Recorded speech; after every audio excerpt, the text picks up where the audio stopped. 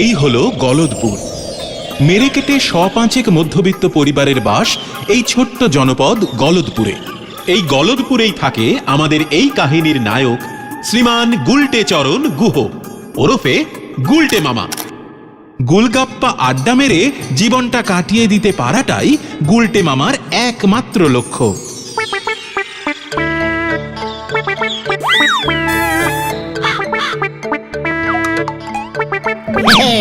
ঘটন পাঁচু, ইচ্ছে করলেই আড্ডা দেওয়া যায় না রে, আড্ডা মারতে জানতে হয়। ভেন্ডিটা এখনো এলো না? তোদের আমি পই পই করে কতবার বলেছি, একটা ডিসিপ্লিন না থাকলে ভালো আড্ডাবাজ হিসেবে জীবনে প্রতিষ্ঠিত হতে পারবি না। ইয়ে মানে ওটা ডিসিপ্লিন না, ওটা ডিসিপ্লিন হবে গুলটে মামা। ঘটন, এত বড় সাহস তুই তোদের আড্ডা গুরুর ভুল ধরিস। ক্লাস 9-এ দুবার ফেল মেরে তো আর স্কুল মুখ হসনি। গুলটে মামা, ওই যে ভেন্ডি আসছে।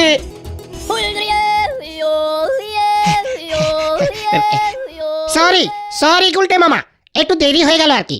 পাক্কা 6.5 মিনিট লেট করেছিস থেকে আসতে, বলছিস কিনা একটু দেরি হয়ে গেল। তুমি কি বলতে চাইছো একটু খোলসা করে বলবে গুলটে মামা? এই গলদপুরের উত্তর দিকটা কোন দিকটায় পড়বে রে? উত্তর দিক? ইয়ে মানে সূর্য তো নদীর ওপারেই ওঠে, আর উল্টো দিকেই আমাদের স্কুলটা ছিল। স্কুল তো এখনো আছে, তোরা শুধু নেই। ইয়ে মানে স্কুল পশ্চিমে। বুঝাচ্ছি, স্কুলের খেলার মাঠটা হলো উত্তর দিকে। সাবাস পাঁচু, ফাঁকা জমিও পেয়ে গেলাম তাহলে। অপূর্ব, তুমি কি বলতে চাইছো একটু খোলসা করে বলবে গুলটে মামা? করবো মানে? দেখ না কি করি। কত বড় মাঠটা শুধু শুধু স্কুলের বকাটে ছাত্রগুলোর জন্য ফেলে রেখেছে, ওটা এবার একটা বিশাল বড় কাজে লাগাতে হবে। তৈরি হ তোরা, কোমর বেঁধে তৈরি হ, তোদের লিডার গুলটে মামা ডাক ছেড়েছে। তুমি যতই ডাক ছাড়ো, তোমার ডাক হেড স্যার শুনলে তাও। গুলটে মামা, স্কুলের মাঠে কিছু করতে হলে কিন্তু হেড স্যারের পারমিশন লাগবে গুলটে মামা। হেড স্যার মানে তো নটু বাবু, নটেশ্বর সরখেল। আমি যেবার আমার স্কুলের জীবন থেকে পদত্যাগ করে আড্ডা জীবনে প্রবেশ করলাম, সেই বছরই নটুবাবু গলদপুর হাই স্কুলে পদার্পণ করিয়াছিলেন। ওরে গলদপুরের বলদ ছেলের দল, তোরা কোনো চিন্তা করিস না, নটুবাবু আমাকে যথেষ্ট ইয়ে করে, আমাকে চেষ্টা করিলেও উনি ভুলিতে পারিবেন না। চল সকলে ওনার সঙ্গে মুখোমুখি সাক্ষাৎ করি। উনি যখন শুনিবেন ওনার স্কুলের একজন প্রাক্তন ছাত্র এত বড় একটি কার্য করিতে চলিতেছে, দেখবি গর্বে ওনার বুকের ছাতি হাতির মতো ফুলিয়া উঠিবে। আরে বাবা, তুমি করবেটা কি সেটা তো আগে বলো। সময় হলেই সব জানতে পারবি। হজম করতে পারবি কিনা গ্যারান্টি দিয়ে বলতে পারছি না।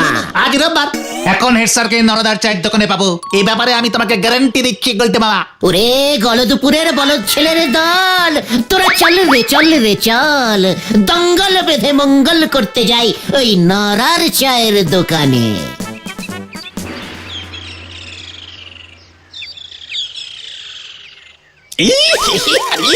হাই বাপ রে বাপ, নোরা এটা কি? কেন স্যার, চা? তা চা কি চা পাতা দিয়েই করেছিস নাকি ঘাস পাতা দিয়ে? গে স্যার, 2 বার ফুটিয়েছি তো। ছাগলের মূত্র হয়ে গেছে একেবারে। কি কাণ্ড কি কাণ্ড! ইস স্যার, ছাগলে আমাদের স্কুলের মাঠের ঘাসগুলো খেয়ে খেয়ে শেষ করে দিচ্ছে। স্কুল মাঠটা যে এভাবে ছাগলের আন্ডারে চলে যাবে এ আমি স্বপ্নেও ভাবতে পারিনি স্যার। এই যে আরো বড় ছাগল এসেছে। ইয়ে মানে হ্যাঁ স্যার, ঠিকই ধরেছেন, বড় বড় ছাগল। একবার ভালো করে দেখুন স্যার, গরুর মতো সাইজের এক একটা ছাগল, সারাদিন কাজকর্ম করে না, শুধু ঘাস খায়। ছাগলগুলোর কি সাহস! আপনি থাকতে আপনার স্কুলের মাঠে ছাগল, কি সাহস! আপনাকে না জানিয়ে ঘাস খায়। তাই বুঝি? এটা বাবা তা ছাগলের সাথে তোমার পার্থক্যটা কি? তা মতলব খানা কি? ঝেড়ে কাশো তো দেখি, সঙ্গে তো দেখি ছোট ছাগলগুলোও আছে। আপনার পায়ের ধুলো দিন স্যার, আশীর্বাদ করুন আপনার স্কুলের এই প্রাক্তন ছাত্র যেন সফল হতে পারে। এরেছে, তুমি সফল হলেই তো কেলেঙ্কারি। তা কি এমন মহাকার্য করতে চলেছ শুনি? স্যার, আমাদের এই গলদপুরে আমি আরো একটা হিমালয় পর্বত স্থাপন করব। কি? হিমালয়? এই গলদপুরে হিমালয় স্থাপন? উজবুক, মস্করা করার আর জায়গা পাও না। মস্করা নয় স্যার, হিমালয়ের মতো ঠান্ডা মস্তিষ্কে আমি কথাটা বলছি। ভারতবর্ষের উত্তরে থাকবে মূল হিমালয়, আর গলদপুরের উত্তরে আমাদের এই স্কুলের মাঠে এবার থেকে থাকবে মিনি হিমালয়। বাজারের বরফকলে প্রচুর বরফ নষ্ট হয় স্যার, আমি বরফ কল থেকে বরফের চাই নিয়ে এসে বরফের উপরে বরফ, তার উপরে বরফ, একটার উপর একটা বরফের চাই সেট করে হিমালয় পর্বত তৈরি করে ফেলবো স্যার। এই নড়া, নড়া, এক গ্লাস ঠান্ডা জল দে ভাই। হিমালয় দিচ্ছি, এই জল দিচ্ছি। দেখেছিস খতন, বলেছিলাম না হেড স্যার আমার প্ল্যানটা ঠিক বুঝবেন। হিমালয়ের কথা শুনে কেমন ঠান্ডা জল চাইছেন। স্যার, একদম চিন্তা করবেন না, আপনি শুধু স্কুলের মাঠটা ব্যবহারের পারমিশনটা দিয়ে দিন, তারপরেই আমরা কাজে লেগে পড়ব। গলদপুরে এবার যদি একটা হিমালয় পর্বত তৈরি করে ফেলতে পারি, তখন দেখবেন গলদপুরের জল হাওয়া কেমন ঠান্ডা হয়ে যায়। চারিপাশে ফুরফুরে ঠান্ডা হাওয়া বইবে, কুচি কুচি তুষার পড়বে, আপনি মাংকি টুপি পরে শাল জড়িয়ে স্কুলে আপনার ঘরে বসেই হিমালয়ের কোলে সারপ্রাইজ দেখতে পাবে, সানরাইজ দেখতে পাবে। এ কি? আরে দাদু পড়ে গেছে। ও নড়াদা, জল দাও, জল দাও।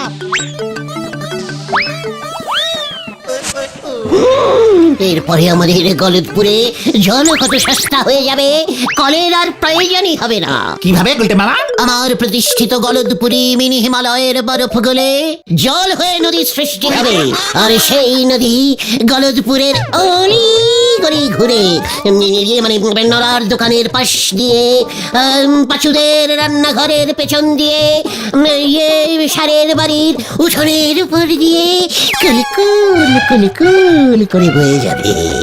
তখন হয়তো স্যার আপনি নৌকোতে চেপে চা খেতে খেতে স্কুলে যাবেন।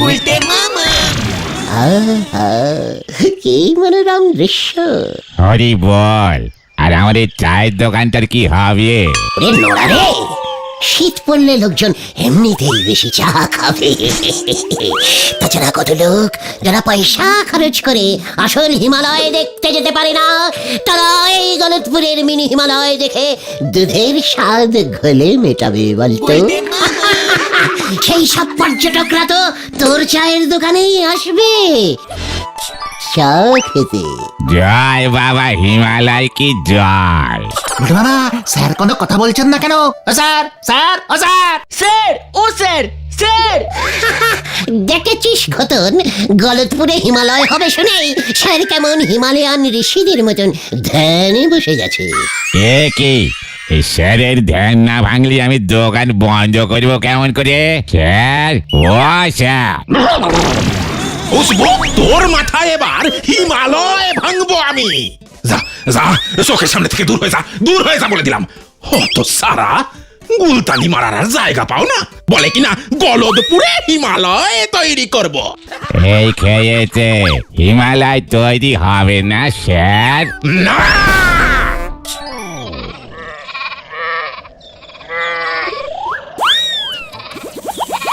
তাহলে এখন কি হবে? হেড স্যার তো মাঠটা তোমাকে ছাড়বে না বলেই মনে হলো। যাই বলো না কেন, তুমি যে এরকম একটা বোম্বাস্টিক আইডিয়া ছাড়বে, আমি তো সেটাই বুঝতে পারিনি গুলটে মামা। পাক্কা আড্ডাবাজের মগজ থেকে এমন সব আইডিয়াই বের হয় রে বলদের দল। তাতে আর লাভ কি হলো বলো? হিমালয় পর্বত তো আর তৈরি করা যাবে না। হেড স্যার তো শুনেই ভিড়মি খেয়েছেন। তাছাড়া এত বড় হিমালয় পর্বত তৈরি করতে তো প্রচুর বরফ লাগবে। এত বরফ আমরা পাবো কোথায়? আর পেলেও এত বরফ কিনতে প্রচুর টাকা লাগবে। এত টাকাই বা পাবে কোথায় গুলটে মামা? ওরে আমার গলদপুরের বলদ ছেলের দল, আগে এই মাঠটাকে পাই, তাহলে দেখবি বাকিটা জোগাড় হয়ে যাবে। রামচন্দ্রের বানর সেনারা যদি পাথর দিয়ে অত বিশাল একটি সমুদ্রে এপার ওপার সেতু তৈরি করতে পারে, তবে আমরাই বা বরফের উপর বরফ, তার উপরে বরফ, তার উপরে আরো বরফ ফেলে ফেলে মিনি সাইজের একটা হিমালয় পর্বত তৈরি করতে পারবো না? তার মানে তুমি কি বলতে চাও গুলটে মামা, আমরা বানর? না, হাঙর, একদম ইডিয়েস্টিকের মতো কথা বলবি না, বলে দিলুম ভেন্ডি।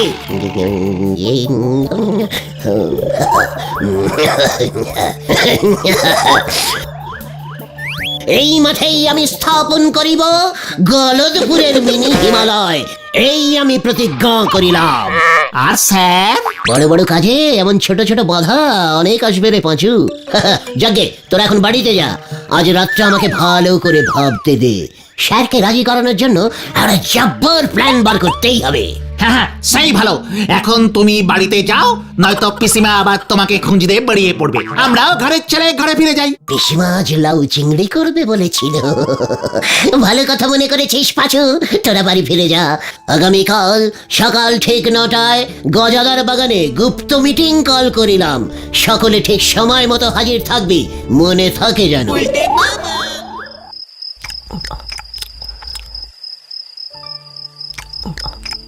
এইভাবে আর কতদিন চলবে বলতে পারিস গুলটে? তোর পিসে মশাইয়ের জমানো টাকা তো সব শেষ হয়ে আসছে, এবার তো কিছু একটা কাজকর্ম কর। আর বেশি দিন এভাবে চলবে না পিসিমা। একবারে শুধু হিমালয়টা তৈরি করতে দাও, তারপর দেখবে তোমার দুঃখের দিন শেষ। সারা পৃথিবী থেকে কতগুলো যে সোনার মেডেল পুরস্কার পাবো তা তুমি গুনেও শেষ করতে পারবে না পিসি। কি, তুই হিমালয় পর্বত তৈরি করবি গুলটে? তোর বাপ মা যে কি জিনিস আমাকে দিয়ে গেছে তা যদি একবার ওরা দেখে যেত। তোর ঘাড়ে ভূত সত্যি সত্যি চেপেছে গুলটে, ওঝা ডেকে তোকে ঝাড়াতে হবে দেখছি এবার। কি কি কি কি কি কি বললে? ভূত? ইয়েস পিসিমা, ভূত। ভূত এবার সত্যি সত্যি চাপবে।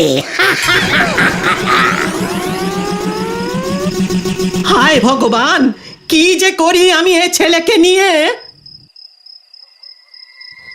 কাল সকাল হলেই ঘটনাদের প্ল্যানটা বলতে হবে। পিসিমা যে এমন একটা প্ল্যান বার করে দেবে এ আমি ভাবতেই পারিনি। ওই স্কুলের মাঠেই আবার হিমালয় তৈরি হবে, হবে হবে হবেই। আর আমার তৈরি হিমালয়ের সর্বোচ্চ চূড়ায় সর্বপ্রথম আমি উঠব, আমি আমি আমি উঠব।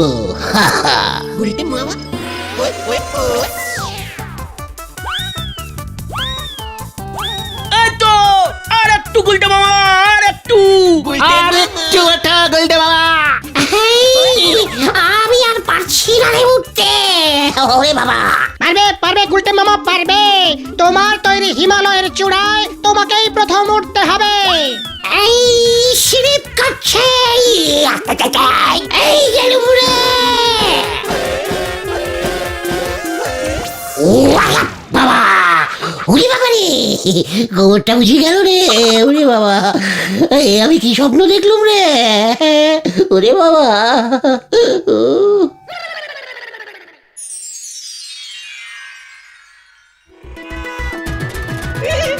কি প্ল্যান বের করেছো গুরু? পায়ের ধুলো দাও তোমার গুলটে মামা, পকেটে নিয়ে ঘুরবো। এখনই এত উত্তেজনা ভালো নয় পাচু, বাকি কাজটা তো আমি করবো রে। মনে থাকে যেন রাত ঠিক 10টায়।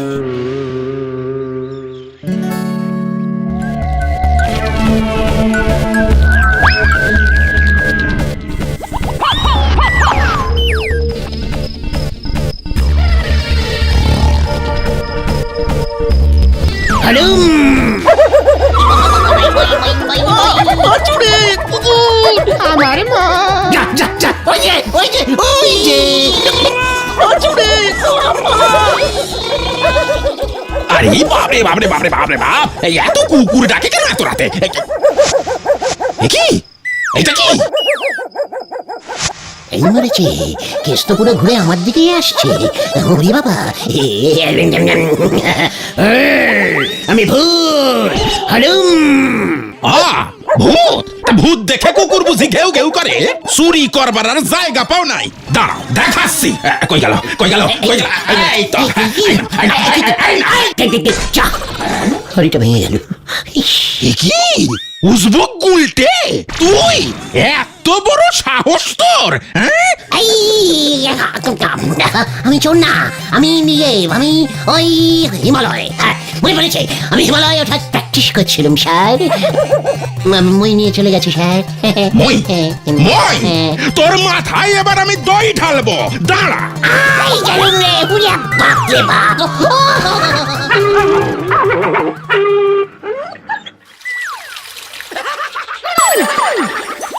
ওরে বাবা, বাঁচাও, বাঁচাও, বাঁচাও, বাঁচাইয়ে, বাঁচাইয়ে।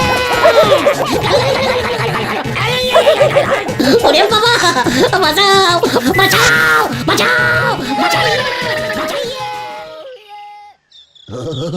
ওরে বাবা, ও মাগো, ও মাগো, তোরা যে এইভাবে আমার সাথে বিশ্বাসঘাতকতা করবি আমি বুঝতে পারিনি রে। আমায় আগায় তুলে মই সরিয়ে নিলি। কি করবো গুলটে মামা, ওই কুকুরটা এসেই তো সব গন্ডগোল করে দিল। আমি আর হিমালয় পর্বত স্থাপন করবো না রে ভাইগণ। কেন গুলটে মামা, কেন আমাদের উপর রাগ করে? না রে ভাই, তো ওই কুকুরগুলোর জন্য। মানে সামান্য কুকুরের ভয়ে তুমি তোমার এত বড় একটা পরিকল্পনা বাতিল করে দেবে গুলটে মামা? ভয় না রে, ভয় নয়, ভালোবাসায়। মানে হ্যাঁ রে ভাইটুগণ, ওই কুকুরটার রাগের কারণ আমি বুঝতে পেরেছি। কি কারণ গুলটে মামা? আমি যদি এই গলদপুরে হিমালয় পর্বত তৈরি করি, তবে যে গলদপুরে সবসময় কনকনে ঠান্ডা থাকবে। মানুষরা মানে তোরা সবাই তখন শাল, কম্বল, সোয়েটার, মাংকি টুপি পরে থাকবি। কিন্তু ওই কুকুরগুলো, ওই নিরীহ কুকুরগুলোর কি হবে তখন, সে কথা কখনো চিন্তা করেছিস? না তো। দরকার হলে কুকুরগুলোকেও সোয়েটার পরিয়ে দেবো আমরা। ওইখানেই তো ওদের আপত্তি রে। বাবা গো, উফ, খুব ব্যথা। কাল রাতে ওরা তো আমাকে সকলে মিলে ঘিরে ধরে যখন ওদের এই দুঃখের কথাই বলছিল, তখন আমি ওদের বলেছিলুম যে বিনামূল্যে আমি ওদের সোয়েটার উপহার দেব। কিন্তু ওরা তো কেউ রাজি হলো না। কেন? পাছে সোয়েটার গায়ে চাপালে ওরা যদি ভেড়া হয়ে যায়, সেই ভয়ে। জয় আমাদের আড্ডা গুরুর জয়। গুরুদেব পায়ের ধুলো দাও গুরুদেব। তাই তো ওই অবলা কুকুরগুলোর জন্যই আমি আমার এই হিমালয় স্থাপনের মহান পরিকল্পনা বাতিল ঘোষণা করিলাম। কিন্তু কুকুরগুলো জানলো কেমন করে যে তুমি গলদপুরে হিমালয় পর্বত বানাতে চাইছো? ওরে গলদপুরের বলদ ছেলের দল, কুকুরের প্রাণ নয়, ঘ্রাণ শক্তি যে মারাত্মক তা তোরা জানিস না? হ্যাঁ জানি তো, তাতে কি? আমার গা দিয়ে যে হিমালয় পর্বতের সোদা সোদা ঠান্ডা ঠান্ডা গন্ধ বেরোচ্ছিল, সেটা ওরা আগেই টের পেয়ে গেছে। আড্ডা গুরু গুলটে মামা জয়। ওরে বাবা,